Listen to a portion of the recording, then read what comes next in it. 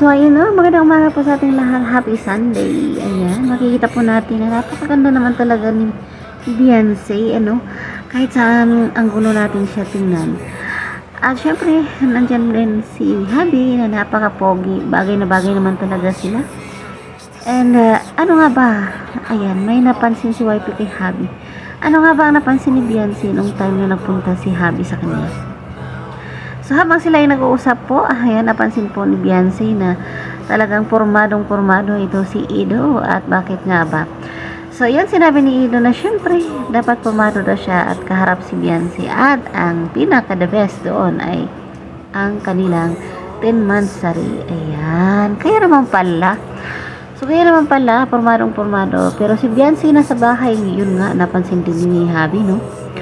Nakapaalang siya. Ayan. At nag-alala nga ito, baka daw pumatita, no?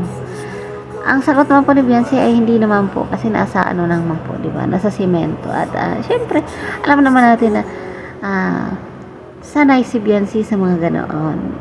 At nakikita din po natin na at napapansin din ng mga followers na si Beyonce is lumulutang pa rin ang ganda kahit simpleng-simple lang ang kanyang suot, naka-t-shirt lang siya. And yung buhok nga niya, hindi niya inayos, di ba? Yung nakatali lang na ganun, tapos pag sabi ni Edo na lalabas mo na sila, wala na, diretso na, di ba? Ang ano niya, ang simple-simple ng dating. Ang simple ng kanyang ano, pero yung dating pak. So, yun, napakaganda naman talaga kahit anong anggulo.